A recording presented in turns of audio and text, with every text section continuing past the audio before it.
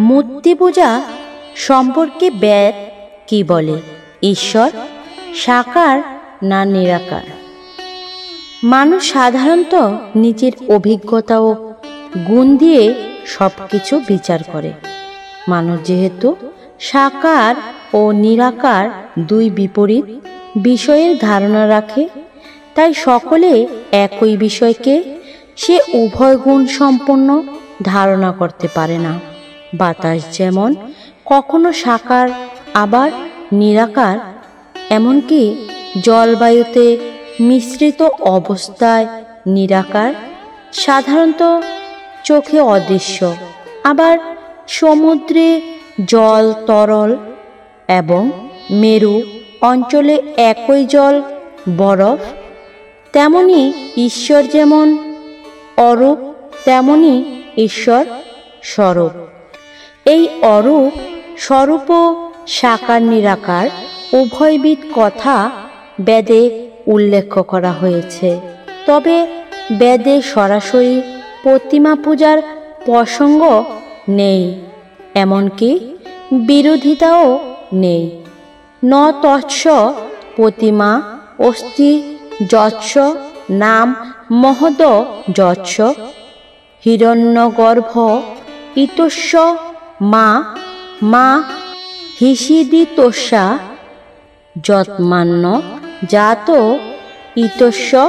যদুবেদ 32:3। অনুবাদ: মহতে কীর্তিতেই যাহার নামের স্মরণ হয়, তাহার গর্বে যৌতিক মণ্ডলী স্থান পাইয়াছে বলিয়া প্রত্যক্ষ আমাকে তোমা হইতে বিমুখ করিও না, এইরূপ ভাবে যাহার উপাসনা বিদেয় সেই পরমাত্মার কোনো প্রতিকৃতি বা মূর্তি নাই।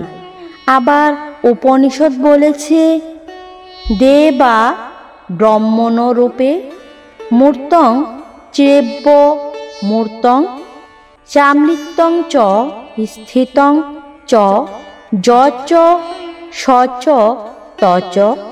বৃহদারণ্যক উপনিষদ 2:3-1। অনুবাদ: ব্রহ্মের দুইটি রূপ, মিত্য ও অমিত্য। মত্ত ও অমূর্ত, স্থিতিশীল ও গতিশীল, সত্তাশীল ও অব্যক্ত। সরাসরি ব্রহ্মের স্থিতিশীল ও গতিশীল, সত্তাশীল ও অব্যক্ত। সরাসরি ব্রহ্মের প্রতিমা বা মূর্তি না থাকলেও ব্রহ্মের রূপের বর্ণনা করেছে উপনিষদ। এই পুরুষের রূপ হরিদ্বারঞ্জিত, বসনের মতো পীতবর্ণ, মেঘলোমের মতো পাণ্ডুবর্ণ, ইন্দ্রগুপ কীটের মতো রক্তবর্ণ, অগ্নিশিখার মতো শ্বেত, প্রদ্যের মতো এবং চমকিত বিদ্যুতের মতো। বৃহদারণ্য উপনিষদ 2:4-6। এরকম দেবতাদের রূপের বর্ণনাও বেদে উক্ত হয়েছে। আর পরবর্তী পৌরাণিক যুগে সকল দেবতার প্রতিমা তৈরি করা হয়েছে, কিন্তু হিন্দু কখনোই সেই প্রতিমাকেই ব্রহ্ম বলে না। সেই প্রতিমা ব্রহ্মের প্রতীক। প্রত্যক্ষ প্রতীকরূপ মূর্তিকে সর্বভূতে বিরাজমান বলেই মন্ত্র উচ্চারণ করা হয়। ঠিক একটি দেশের পতাকা যেমন দেশের প্রতীক, পতাকাকে সম্মান করলে আমরা যেমন স্বদেশকেই শ্রদ্ধা করি, তেমনি অদৃশ্য শব্দকে চেনা মানুষের পক্ষে কঠিন বলে মানুষ শব্দকে প্রথমে ছবির সাহায্যে জেনে নেয়। যেমনটি আ বর্ণের ধ্বনির সাথে আম শব্দের মিল আছে, সেভাবে আতে শিশুকে আম শেখানো হয়। বিশ্ব ব্রহ্মাণ্ডে মানুষ শিশুস্বরূপ, আর সেই পূর্ণ আত্মাকে জানতে মানুষ শিশুর মতোই উপাসনা করে। তবে এই প্রতিমা পূজাকে একমাত্র অবলম্বন বলা হয়নি। স্বয়ং বেদ বলেছে, অমূর্ত ব্রহ্ম প্রাপ্তি।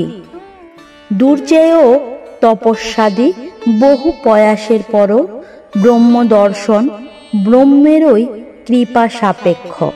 কঠোপনিষদ 1:2-23। এই দুর্ভেয়কে সহজ করাই সহায়ক প্রতিমার কাজ। এ কারণে প্রতিমা কোনো গহিত উপাসনা পদ্ধতি নয়, বরং যিনি এত সব সৃষ্টির রূপ দান করেছেন, তিনিও যে স্বরূপে প্রকাশিত হতে পারেন, তাও ঈশ্বরের একটি মহিমা ও ক্ষমতার বহিঃপ্রকাশ। মহাবিশ্বের সবই তার থেকে উৎপন্ন হয়েছে, অর্থাৎ সব কিছুতেই তিনি বিরাজমান। এই বৃহৎ সত্তার আকার তাই ভাবনার অতীত। ঈশ্বর যেহেতু আকার ও নিরাকার, এই দুই গুণেরও অধিকর্তা, তাই তিনি সর্ব আকার ও নিরাকার উভয়েই ধারক। যে কারণে বেদ তাকে নিরাকার বলেছে, আবার আকার স্বরূপ বলেছে। আকারের আকার নেই, তবু মানুষ চিত্রে আকাশের আকৃতি প্রকাশ করে, সহজেই অনুধাবন করতে পারে। তেমনি প্রতিমার মধ্য দিয়ে স্বরূপ ঈশ্বরের সাধনা সহজসাধ্য। হরে কৃষ্ণ। জয় গীতা।